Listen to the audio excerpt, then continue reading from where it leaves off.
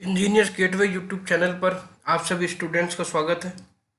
आज हम आपके लिए एक नया वीडियो लेकर आए हैं फंडामेंटल ऑफ मैकेनिकल इंजीनियरिंग से संबंधित। देखिए, लास्ट वीडियो में हमने आपको कराया था कि resultant of coplanar force, coplanar कौन करंट फोर्स सॉरी कोप्लेनर कौन करंट फोर्स का रिजल्टेंट क्या होता है, ये हमने आपको अच्छी तरह समझाया था। कुछ न्यूमेरिकल भी हमने उसके कराए थे। क्लियर? कुछ न्यूमेरिकल हम इसके देखिए इस लेक्चर में कराएंगे। न्यूमेरिकल ऑन कोप्लेनर कौन करंट फोर्स सिस्टम। देखिए, ज़्यादा से ज़्यादा न्यूमेरिकल कराने का उद्देश्य हमारा यही है कि आपकी अच्छी से प्रैक्टिस हो जाए और आपको डाटा जो है वो हमारे वीडियो के माध्यम से ही मिलता रहे। अगर आप एक बार इसको बुक भी नहीं पढ़ेंगे तब भी आप आराम से अच्छे नंबर ला सकते हैं। ठीक है, तो देखिए पहली प्रॉब्लम लेके चलते हैं इसकी। ये देखिए, 3 न्यूमेरिकल हम पहली वीडियो में करा चुके हैं। ये आपका 4th न्यूमेरिकल है। देखिए, इसमें पहला है आपका ये determine the resultant of the four force acting on a hook as shown in figure. आपको एक डायग्राम नजर आ रहा होगा बेटा। इस डायग्राम में इसने क्या दिया, ये हुक दिया है। ये क्या है, ये यहाँ पर एक हुक बना हुआ है। इस हुक पर 4 फोर्स लग रहे हैं। Determine the resultant of 4 force acting on a hook as shown in figure. आप देख रहे होंगे कि 20 न्यूटन का फोर्स लगा है, एक 15 न्यूटन का फोर्स लगा है, एक आपका ये 30 न्यूटन का फोर्स है और एक ये 25 न्यूटन का फोर्स है। इनका रिजल्टेंट निकालना है। देखिए, चारों फोर्स एक ही पॉइंट पर लग रहे हैं, तो कौन करंट फोर्स सिस्टम का न्यूमेरिकल हो गया ये। इसमें देखिए जो 20 न्यूटन और 30 न्यूटन है, ये तो हॉरिजॉन्टल वर्टिकल है, लेकिन 50 न्यूटन और 25 न्यूटन ये दोनों कैसे हो गए, ये दोनों हो गए इंक्लाइंड। तो इनके कंपोनेंट लेने पड़ेंगे हमें। देखिए 15 न्यूटन का एक कंपोनेंट तो यहाँ आएगा आपका 15 कोस 60, 60 एंगल है, ये एक्स एक्सिस से बना रहा है। अब आप कंपोनेंट लेने सीख गए होंगे मुझे लगता है, और ये आ जाएगा आपका 15 साइन 60।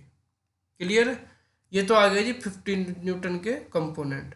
और जो 25 न्यूटन है, देखिए इसका एक कंपोनेंट तो इधर आ जाएगा 25 कोस 30, और एक कंपोनेंट इसका यहाँ आ जाएगा 25 साइन 30। अब दो इंक्लाइन फोर्स से हमने दोनों के कंपोनेंट ले लिए।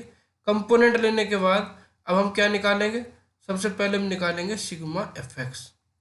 क्या निकालेंगे जी, सिग्मा एफ एक्स। तो देखिए सिग्मा एफ एक्स क्या आएगा, एफ के डायरेक्शन में कितने, एक्स के डायरेक्शन में एक तो ये लग रहा है 20 न्यूटन फोर्स प्लस का, एक 15 कोस 60 ये भी प्लस का आ जाएगा, और ये 25 कोस 60 किसका आ जाएगा, माइनस का, क्योंकि इसकी डायरेक्शन लेफ्ट में है। तो सिग्मा एफ एक्स आपका आएगा 20 प्लस 15 कोस 60 माइनस 25 कोस 30। ठीक है भाई, अभी आ जाएगा। देखिए सिग्मा एफ एक्स की वैल्यू जब बच्चों हम निकालेंगे यहाँ से, तो सिग्मा एफ एक्स आपका आ जाएगा 5.85 न्यूटन। ये आ गई जी सिग्मा एफ एक्स।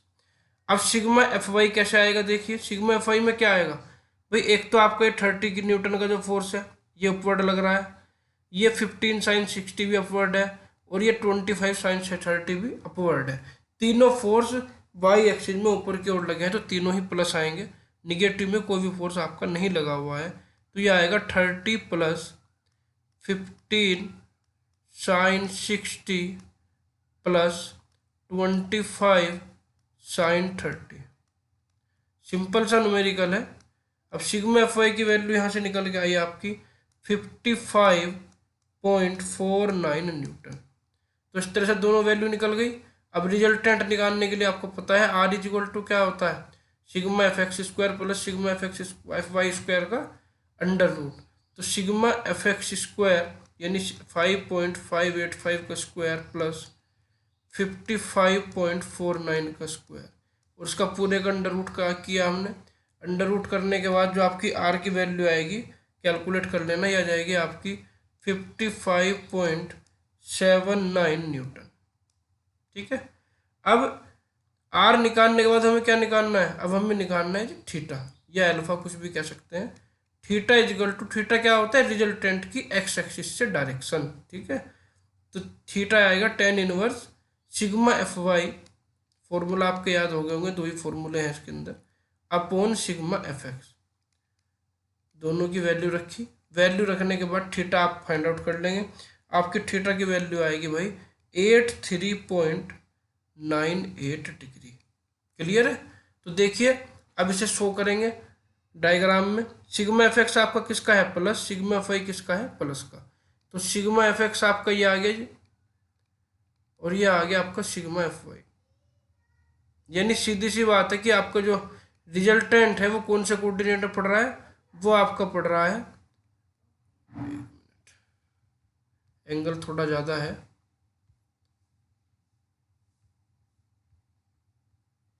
आपका जो रिजल्टेंट है वो एंगल बना रहा है 83.98। तो लगभग ऐसे आएगा, ये आएगी आपकी आर की वैल्यू, और ये हो जाएगा आपका अल्फा या थीटा।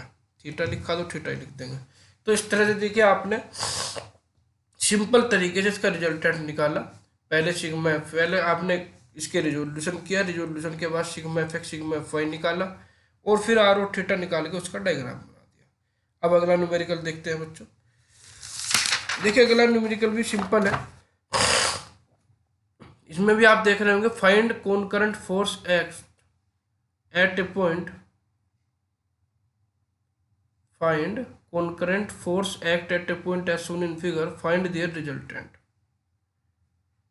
थोड़ा सा ये जो फाइंड है यहाँ पर, ये फाइंड की जगह 4 आएगा, ये करेक्ट कर लीजिएगा, इसमें थोड़ा सा करेक्शन है। ये है 4 concurrent force act at a point as shown in figure, find their resultant। 4 concurrent force लगे हैं, उनका रिजल्टेंट निकालना है। ठीक है ना? डायग्राम में आप देख रहे होंगे, ये मान लीजिए ये पॉइंट है आपका ओ। इस ओ पॉइंट पर एक तो ये 15 न्यूटन का फोर्स लगा है जो कि हॉरिजॉन्टली है, एक ये 40 न्यूटन का फोर्स लगा है जो इंक्लाइंड है, 50 न्यूटन का क्या है? वर्टिकली है, और 25 न्यूटन का भी इंक्लाइंड है। तो सबसे पहले देखिए इन दोनों फोर्स से तो कोई मतलब नहीं है, ये तो हॉरिजॉन्टल वर्टिकल है, इनके तो कंपोनेंट आएंगे नहीं। सबसे पहले कंपोनेंट किसके आएंगे? 25 न्यूटन के और 40 न्यूटन के। 40 न्यूटन के लिए मुझे क्या करना पड़ेगा? ये जो ट्राइंगल दिया है, मैंने पहले भी समझाया था, ट्राइंगल दिया है थीटा निकालने के लिए दिया होता है। मान लिया ये एंगल मैंने कितना मान लिया? ये अल्फा मान लिया। कितना मान लिया? अल्फा। तो ये भी कितना होगा? ये जो ट्राइंगल के अंदर बनेगा ये भी अल्फा बनेगा, ये जो छोटा सा एंगल आपको दिख रहा है। ठीक है नहीं? तो यहाँ से आपकी वैल्यू आएगी tan अल्फा की। tan alpha is equal to कितना आ जाएगा? 5/4। ठीक है नहीं? क्योंकि tan अल्फा होता है लंबटे आधार, यानी परपेंडिकुलर अपॉन बेस। और एक चीज और ध्यान रखिएगा, ये जो 5 है ये 3 है भाई, ये 5 गलत लिखा है डायग्राम में, ये 3 है, इसकी जो परपेंडिकुलर है, और ये बेस इसका 4 है। ठीक है? तो ये आ जाएगा tan alpha is equal to 3/4, और यहाँ से आ जाएगा alpha is equal to tan inverse 3/4, और अल्फा की वैल्यू आपकी निकल कर आएगी यहाँ पर 36.87 डिग्री। क्लियर है? तो एंगल निकल गया कि जो 40 न्यूटन का जो फोर्स है ये एक्स एक्सिस से 36.87 डिग्री का एंगल बना रहा है। अब इसके दो कंपोनेंट आएंगे, देखिए एक तो यहाँ आएगा, यहाँ वाला कंपोनेंट होगा 40 कोस 36.87, और एक कंपोनेंट इसका यहाँ होगा, यह आ जाएगा आपका 40 साइन 36.87। इसी तरीके से जो 25 न्यूटन है, इसका एक कंपोनेंट यहाँ आएगा आपका, और एक कंपोनेंट यहाँ आएगा। ये नीचे वाला कंपोनेंट आएगा इसका 25 साइन 50, और यहाँ आएगा 25 कोस 50। ठीक है? क्योंकि ये वाई एक्सिस से 50 डिग्री का एंगल बना रहा है। अब देखिए सबके हमने क्या ले लिया? रिजोल्यूशन कर लिया सभी फोर्सों के। अब आ जाएगा सिग्मा एफ एक्स यहाँ पर। तो सिग्मा एफ एक्स की वैल्यू क्या आएगी? देखो सिग्मा एफ एक्स की वैल्यू आएगी आपकी एफ की डायरेक्शन में, तो ये 15 न्यूटन का फोर्स और एक ही है, ये दोनों प्लस की डायरेक्शन में है और ये माइनस की डायरेक्शन में है, यानी 15 प्लस 40 कोस 36.87 माइनस 25 साइन 50। यहाँ से किसकी वैल्यू निकल जाएगी? यहाँ से वैल्यू निकल जाएगी आपकी सिग्मा एफ एक्स की, और सिग्मा एफ एक्स की वैल्यू आपकी निकल के आएगी यहाँ से 27.85 न्यूटन। क्लियर है? ये समझ में आ गया होगा आपको कैसे निकला है। इसके बाद आपका आता है सिग्मा एफ वाई। देखिए सिग्मा एफ वाई की कंडीशन में तीन फोर्स हैं 50 का, ये और ये तीनों ही अपवर्ड लगे हैं, तीनों ही प्लस के आएंगे। यानी सिग्मा एफ आई आएगा 50 प्लस 40 साइन 36.87 प्लस 25 कोस 50, ये आ गया जी आपका। ठीक है, यहाँ से सिग्मा एफ आई की वैल्यू निकालेंगे। सिग्मा एफ आई आएगा आपका, देखिए 50 प्लस, कैलकुलेटर से निकाल के देख लेंगे, ये कैलकुलेटर से निकालने के बाद इसकी वैल्यू आएगी 90.07 न्यूटन। क्या आ गई जी? 90.07 न्यूटन। अब यहाँ से आर निकाल लेंगे। अब तो आप समझ गए होंगे कैसे कैसे करना है। आर कितना आ जाएगा? 27.85 का स्क्वायर प्लस 90.07 का स्क्वायर। यहाँ से आर निकलेगा आपका, आर की वैल्यू हो जाएगी निकल के 94.28 न्यूटन। आर निकालने के बाद आर की डायरेक्शन क्या होगी? Theta is equal to tan inverse sigma F Y, यानी 27 एफ आई की वैल्यू है 90.07 अपॉन 27.85। इसकी भी वैल्यू फाइंड आउट करेंगे भाई। थीटा की वैल्यू हो जाएगी 72.82। क्लियर आ गया? अब आपको पता है, देखिए आपका सिग्मा एफ एक्स किसका आया? प्लस का। और सिग्मा एफ आई किसका आया? सिग्मा एफ आई भी प्लस का आया। दोनों प्लस के आए तो आपका जो रिजल्टेंट होगा वो कहाँ होगा? वो इन दोनों के बीच में होगा, और ये वाला एंगल होगा आपका थीटा। तो इस तरह से देखिए आपने इसका भी रिजल्टेंट निकाल दिया। जैसे पहला न्यूमेरिकल था बिल्कुल सेम ऐसा ही है, कुछ नया नहीं था इसमें, लेकिन प्रैक्टिस के लिए हमें ज़्यादा न्यूमेरिकल करने पड़ेंगे। अगला न्यूमेरिकल थोड़ा अलग है, इसे देखिएगा आप। देखिए अगले जो ये वाला जो न्यूमेरिकल है आपका, जो करेंगे हम, इसमें रिजल्टेंट नहीं निकालना हमें। मैं आपको थोड़ा सा ऐसी ब्रीफ कर देता हूँ। इसमें हमें इक्विलिब्रियम की कंडीशन लगानी पड़ेगी। किसकी कंडीशन लगानी पड़ेगी? इक्विलिब्रियम की। वो मैं आपको पहले बता चुका हूँ। देखिए पहले पढ़ लेते हैं, समझ लेते हैं कि क्या दिया है और क्या निकालना है।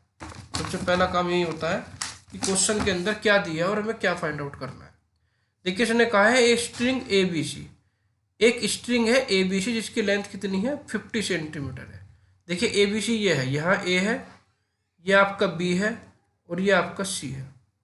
ठीक है, ए बी सी ये स्ट्रिंग है आपकी। इस स्ट्रिंग में आपकी जो लेंथ है वो टोटल है 50। देखिए आप ए से बी देख रहे होंगे 30 है डायग्राम में, और बी से सी है कितनी है? 20, यानी टोटल लेंथ इसकी 50 सेंटीमीटर है। इस tied to 2 point A and C, कहाँ जुड़ी हुई है? इसे ए और सी पॉइंट पर हमने जोड़ दिया, टाइट कर दिया। ठीक है ना, एट द सेम लेवल। ए और सी किस में है? सेम लेवल में है। अब a smooth ring of weight 500 newton which can slide along the string at B. एक हमने 500 न्यूटन का लोड लटका दिया इस रस्सी पर, और ये 500 न्यूटन का लोड किस पॉइंट पर जाके लटका? बी पॉइंट पर जाके लटक गया, और यहाँ आके ये रुक गया। यानी ये इक्विलिब्रियम की कंडीशन है। इस समय जो आपको स्ट्रिंग का डायग्राम नजर आ रहा है, ये इस समय इक्विलिब्रियम की कंडीशन है। दोनों सिरे रस्सी के बंधे हैं ए और सी पर, और बीच में बी पॉइंट पर एक वजन जो है 500 न्यूटन का वो लटका हुआ है, जो उसे इक्विलिब्रियम कंडीशन में बनाए हुए हैं। ठीक है, अब इसने दिया है, देखिए 30 string at B 30 centimetre away from में। जब बी जो है वो ए से 30 सेंटीमीटर की दूरी पे होगा, और मुझे पता है ए बी सी की लंबाई कितनी है? 50, तो बी से सी की दूरी कितनी हो जाएगी? 20 हो जाएगी, जो कि डायग्राम में दिया भी गया है। और उसने आगे क्या कहा है? Along the string and pulled by a horizontal force P as shown in figure. और इसे यहाँ देखिए ये हॉरिजॉन्टल फोर्स पी लगा हुआ है, एक पी फोर्स से हम इसे पुल कर रहे हैं। पुल क्यों कर रहे हैं? पुल करने का इसलिए कर रहे हैं जिससे कि ये इस पॉइंट पर रुका रहे। ठीक है, it may be presume that tension in the string on both side of B are same. और ये भी हमें एज्यूम करके चलना है कि बी से इधर भी, यानी बी से ए की ओर भी, बी से सी की ओर भी, दोनों तरफ रस्सी में टेंशन सेम लग रही है। ठीक है भाई, डायग्राम में वैसे सब कुछ दिखाया भी गया है, लेकिन फिर भी सबसे पहले देखिए हम जो काम करेंगे वो इस बी पॉइंट पर काम करेंगे। आप देखेंगे बी पॉइंट पर कितने फोर्स काम कर रहे हैं। एक तो ये पी फोर्स जो कि हॉरिजॉन्टल है, इसका हमें जो है कंपोनेंट लेने की आवश्यकता नहीं पड़ेगी। एक हमारा जो वजन नीचे लटका हुआ है कितना? 500 न्यूटन का, ये वर्टिकली डाउनवर्ड है, इसके भी रिजोल्यूशन की जरूरत नहीं है। लेकिन बी से दोनों ओर, एक तो सी की ओर और एक ए की ओर, दोनों तरफ जो रस्सी जा रही है इसमें टेंशन है टी। ये इसने दिया है कि दोनों तरफ टेंशन टी ही रहेगी। तो ये दोनों जो टी टेंशन है ये इंक्लाइंड है, यानी मुझे ये जो आपको अल्फा एंगल नजर आ रहा होगा ये अल्फा है तो ये भी अल्फा होगा, ठीक है नहीं, और ये वाला बीटा है तो ये भी बीटा होगा। ये आप जानते होंगे एकांतर कोण जिन्हें कहते हैं, ठीक है ना। अब हमें ये अल्फा बीटा निकालने पड़ेंगे, क्योंकि अल्फा बीटा निकालते ही आप इनके फिर क्या कर सकते हैं, रिजोल्यूशन कर सकते हैं। तो सबसे पहले देखिए मैं अल्फा की बात करता हूँ। ये अल्फा निकालने के लिए ट्राइंगल ए बी डी देखिए आप, ए बी डी में आपको क्या पता है, ये तो पता है ये वाली जो लेंथ है ये डी से लेके बी तक ये क्या होगी आपकी, ये हो गई आपकी हाइट इसकी, यानी परपेंडिकुलर हाइट, और इसका जो हाइपोटेनियस है वो कितना है 30 सेंटीमीटर। तो हाइट अपॉन या जो परपेंडिकुलर अपॉन हाइपोटेनियस क्या होता है, ये होता है जी आपका sine alpha. Sine alpha is equal to कितना आ जाएगा 15/30, ठीक है, यानी alpha is equal to sine inverse 15/30, और यहाँ से आपका आ जाएगा अल्फा की वैल्यू 30 डिग्री। कितनी आ गई 30, यानी ये वाला जो एंगल है आपका ये कितना है, ये आपका 30 डिग्री का एंगल है। अब बीटा की बात करते हैं, देखिए बीटा में भी ऐसे ही आएगा। अब ट्राइंगल लेंगे हम बी डी सी, कौन सा लेंगे B D C. B D C में साइन बीटा आपका क्या आएगा, साइन बीटा आएगा परपेंडिकुलर अपॉन हाइपोटेनियस। परपेंडिकुलर कितना है 15 और हाइपोटेनियस कितना है 20। तो सबसे पहले हमने एंगल मेजर कर लिए, यहाँ से आपका आ जाएगा alpha is equal to sine inverse 15/20, और अल्फा की वैल्यू आपकी यहाँ से निकल कर आएगी 48.59 डिग्री। तो आपने यहाँ पर सॉरी अल्फा नहीं होगा बीटा होगा भैया, इसे चेंज कर लेना, ये दोनों ही वरना अल्फा हो जाएंगे, क्योंकि ये वाला एंगल कितना है बीटा है, चेंज कर लेना भाई से, ये बीटा हो जाएगा, बीटा की वैल्यू हो जाएगी आपकी 48.59 डिग्री, ठीक है। अब ये एंगल निकाल लिया, अभी जो बी पॉइंट है इस बी पॉइंट पर देखेंगे कौन कौन से फोर्स काम कर रहे हैं। नेक्स्ट डायग्राम में देखिए, इसमें बना लेते हैं डायग्राम। आप देखिए पहले डायग्राम बना लीजिएगा अपनी कॉपी पर, जिससे कि आपको समझने में आसानी हो। देखिए ये आपका एक्सिस है, एक्स और वाई एक्सिस, आपको पता है ये पॉइंट बी है। इस पॉइंट पर एक ये फोर्स काम कर रहा है पी, हॉरिजॉन्टल फोर्स, एक इसका वेट काम कर रहा है नीचे इस पॉइंट से कितना डब्लू, और डब्लू की वैल्यू कितनी है, डब्लू की वैल्यू है जी 500 न्यूटन, ठीक है। एक जो है ऐसे टेंशन जा रही है, ठीक है, जिसमें इसकी वैल्यू कितनी है, इसकी वैल्यू है 48.59 एंगल की, और एक टेंशन आपकी इस तरह से जा रही है, और ये वाला एंगल है आपका 30 डिग्री। तो ये डायग्राम बन गया, अब हमें इस पे काम करना है, ठीक है नहीं। अब इसे करने के लिए सबसे पहले टी के कंपोनेंट लेंगे। इस टी का एक कंपोनेंट इधर आएगा टी कोस 48.59, एक कंपोनेंट बेटा इसका इधर आएगा टी साइन 48.59, क्लियर है। इसी तरीके से इस टी के दो कंपोनेंट आएंगे, पहला कंपोनेंट इधर आएगा टी कोस 30 और दूसरा कंपोनेंट जाएगा आपका यहाँ टी साइन 30, ठीक है। अब इसमें हमें क्या फाइंड आउट करना है, हमें फाइंड आउट करनी है पी और टी की वैल्यू, ठीक है। हमें क्या निकालना है, पी और टी की रस्सी में टेंशन कितनी है और हॉरिजॉन्टल फोर्स पी कितना है, दोनों चीज़ें निकालनी है। तो देखिए सबसे पहले इसमें लगाएंगे sigma F X is equal to 0, ठीक है। Sigma F X is equal to 0 क्यों लगाएंगे, क्योंकि इक्विलिब्रियम की कंडीशन है, हमारा ये जो बी पॉइंट है ये अपनी स्थिति पर बना हुआ है, पी फोर्स ने इसे क्या कर रखा है, खींच कर उसी पोजीशन में बनाए रखा है, ठीक है। तो देखिए सिग्मा एफ एक्स आपका आएगा P plus T cos 48.59 minus T cos 30 is equal to 0, ठीक है। दो फोर्स प्लस क्या आ रहा है, एक माइनस का आ रहा है, और यहाँ से मैं से लिख सकता हूँ, देखिए P is equal to T cos 30 minus T cos 48.59, और P is equal to cos 30 की वैल्यू होगी आपकी 0.5, ठीक है। सॉरी कोस 30 की वैल्यू 0.5 नहीं होगी भाई, इसकी वैल्यू होगी 0.866, ठीक है। और कोस 48.59 की होगी 0.661, ठीक है। ऐसे कैलकुलेट करेंगे तो पी की वैल्यू यहाँ से आ जाएगी 0.205 टी। ये आपकी पी की वैल्यू आ गई जी टी की फॉर्म में। कितनी आ गई? P is equal to 0.205 T. ये सिग्मा एफ एक्स से ये निकल के आ गया आपका। अब हम बात करते हैं देखिए सिग्मा एफ वाई की। सिग्मा एफ वाई भी इसमें जीरो होगा क्योंकि इक्विलिब्रियम की कंडीशन है। और सिग्मा एफ वाई क्या आएगा देखिए आपका T sine 48.59 plus T sine 30 minus 500 is equal to 0। ठीक है, ये तीन फोर्स काम कर रहे हैं आपके। अब आपको पता है देखिए ये जो साइन 48.59 है इसकी वैल्यू होगी 0.75। क्या होगी? 0.75। और साइन 30 की वैल्यू क्या होगी? 0.5। और ये 500 चला जाएगा इधर, तो यहाँ से आ जाएगा 1.25t इज इक्वल टू 500। और t की वैल्यू निकल के आ जाएगी कैलकुलेट करने के बाद 400 न्यूटन। तो t की वैल्यू निकल गई, तो t की वैल्यू निकल गई तो p की वैल्यू क्या आ जाएगी? 0.205 इंटू 400। ये ऊपर जो आपने इक्वेशन निकाली थी इसमें t की वैल्यू रखेंगे तो p की वैल्यू आपकी आ जाएगी भाई 82 न्यूटन। तो इस तरह से आपकी p और t दोनों की वैल्यू निकल गई। ये हो गए आपके दोनों के दोनों आंसर। देखिएगा डायग्राम में यही निकालना था हमें इसके अंदर कि जो हॉरिजॉन्टल फोर्स P लगा है वो कितना है और रस्सी के अंदर टेंशन कितनी है। रस्सी के दोनों सिरों पर टेंशन सेम है T, तो दोनों सिरों पर आपकी टेंशन 400 न्यूटन की लगेगी और हॉरिजॉन्टल फोर्स 82 न्यूटन का लगेगा, जिससे कि आपकी इक्विलिब्रियम की कंडीशन में रस्सी एक जगह पर बनी रहेगी। अब देखिए लास्ट न्यूमेरिकल है इस वीडियो का। इस वीडियो का भी लास्ट है और जो आपका ये कोप्लेनर कॉन्करेंट फोर्स के न्यूमेरिकल चल रहे हैं ये भी लास्ट है।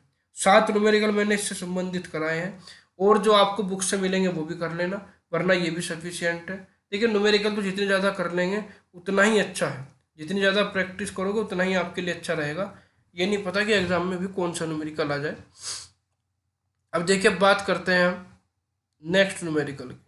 ये छोटा सा न्यूमेरिकल है, ध्यान से देखिएगा। इसने कहा है देखिए a right circular roller of weight W।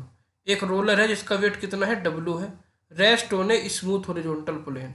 एक प्लेन पर रखा हुआ है जो प्लेन आपका स्मूथ है। स्मूथ का मतलब होता है किसी भी तरह का कोई भी फ्रिक्शन उसमें नहीं लग रहा है। End is held in position by string AC as shown in figure. और इस जो व्हील है इसे हमने AC से यहाँ बांध दिया, यानी ये A है ये C है। AC द्वारा एक रस्सी से हमने इसे बांध रखा। The roller is pulled by A horizontal force P। इस रोलर को एक फोर्स P अपनी तरफ बाहर की ओर पुल कर रहा है, खींच रहा है। ठीक है, और force P applied to it centre.